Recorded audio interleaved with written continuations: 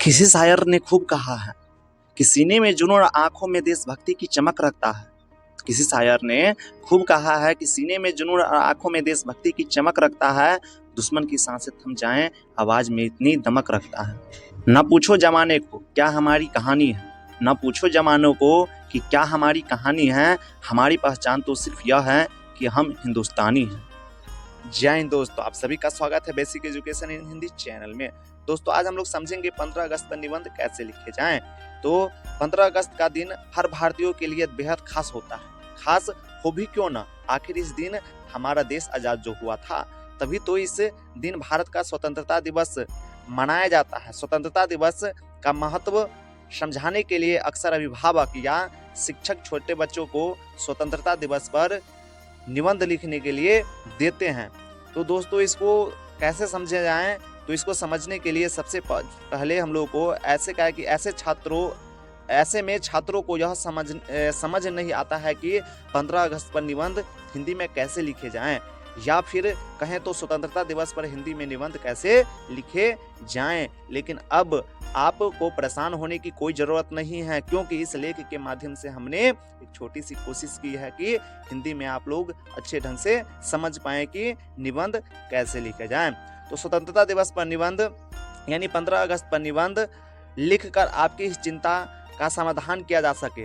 इस लेख में उपलब्ध स्वतंत्रता दिवस पर निबंध की मदद से न सिर्फ आपको रचनात्मक तरीके से स्वतंत्रता दिवस पर निबंध कैसे लिखे जाएं, स्वतंत्रता दिवस पर भाषण कैसे लिखे जाएं, इसके बारे में, बल्कि आपको ज्ञान में भी इस लेख के माध्यम से बढ़ोतरी होगी। तो चलिए दोस्तों हम लोग इसको समझने का प्रयास करते हैं। तो करा कि हालांकि हम आपको सलाह देंगे कि आप इस लेख को कॉपी करने से बचें, यानी जो बता रहे हैं उसको कॉपी पे कॉपी करने से बचें, बल्कि इसकी जगह आप यह कोशिश करें कि इस बात को समझने के बाद अपने तरीके से इस बात को कैसे प्रस्तुत कॉपी पे कर सकते हैं। तो चलिए दोस्तों इसको हम लोग समझने का प्रयास करते हैं। अब हम लोग लेख को शुरू करते हैं। तो 15 अगस्त 1947 वह तारीख है जो भारतीय इतिहास में सुनहरे अक्षरों के साथ अंकित है। यह वे दिन था जिसके बाद पहली बार भारत के लोगों ने एक स्वतंत्र देश में सांस ली, क्योंकि इससे पहले हम लोग के भारतीय लोग गुलाम थे। यह वे दिन था जब भारत के लोगों को उनके वाजिब अधिकार मिले, यानी जो उनको अधिकार नहीं मिले थे, जैसे कि वोट डालने का अधिकार यानी मतावैक्स का अधिकार, इसके अलावा भारत में आज़ादी से जीने का अधिकार, ये सारे अधिकार उनसे पहले से नहीं थे। फिर यूं कहें तो यह वे दिन था जिस दिन इस देश की मिट्टी, धूल, नदियाँ, पहाड़, जंगल, बहावा और बच्चा आज़ाद हुआ था। यानी सीधे शब्दों में समझने का प्रयास करें तो हमारे देश भारत को इसी दिन 200 साल के अंग्रेजी हुकूमत से आज़ादी मिली थी। मगर इस एक आज़ादी को पाने के लिए हमने लंबा संघर्ष किया।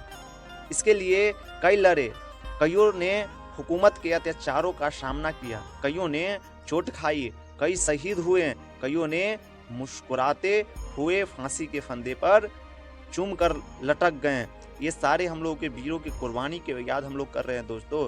तो कईयों ने अपना पूरा जीवन, अपनी पूरी जवानी इस आज़ादी को पाने में झोंक दी, तब हम लोगों को भारत को कहीं जाके आज़ादी मिली। भारत माँ को इस सच्चे सपूतों के त्याग तथा बलिदान के कारण स्वतंत्रता का पाना हम लोगों के लिए एक बहुत ही बड़ी मुकाम थी।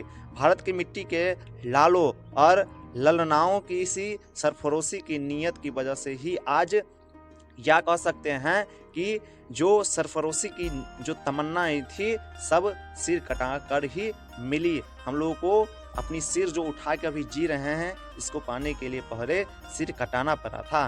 तभी तो 15 अगस्त 1947 का जिक्र होते ही गर्व से हर भारत या भारतीय का सीना चौड़ा होता है। प्रत्येक वर्ष भारत में इस दिन लाल किले के प्राचीर से देश के प्रधानमंत्री तिरंगा फहराते हैं। इस साल यानी 2023 में जब प्रधानमंत्री श्री नरेंद्र मोदी जी लाल किले पर तिरंगा फहराएंगे, तब भारत अपनी आज़ादी की 76वीं वर्षगांठ मना रहा होगा। साल 1947 में भी जब 15 अगस्त को हमारा देश आज़ाद हुआ था, तब पहली बार भारत में 15 अगस्त को स्वतंत्रता दिवस के रूप में मनाई गई थी। तब से हर वर्ष प्रधानमंत्री के द्वारा लाल किले पे 15 अगस्त को झंडा फहराया जाता है।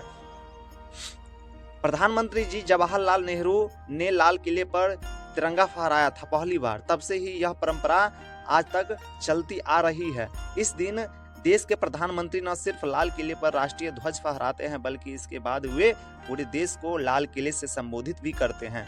इस दौरान प्रधानमंत्री का पूरा भाषण टीवी पर, रेडियो के माध्यम से प्रसारित किया जाता है। वहीं भारतीय वायुसेना के विमान पूरे आकाश में अठखेलियां करते हुए उसे तिरंगे के रंग से सराबोर कर देते हैं। भारत के कोने कोने से तो लोग आते ही है, इसके साथ ही विदेशी सेनाओं की भी अच्छी खासी भीड़ लाल किले पर उमड़ती दिखाई देती है। भारतीय स्वतंत्रता दिवस को लेकर रंगारंग कार्यक्रम का भी आयोजन किए जाते हैं। सिर्फ लाल किले तक ही यह आयोजन सीमित नहीं रहता है, बल्कि यह पूरे देश में भी राष्ट्रीय पर्व के रूप में धूमधाम से मनाया जाता है और कार्यक्रमों समेत स्कूल कॉलेज में भी तिरंगा फहराया जाता है। जय हिंद, वंदे मातरम।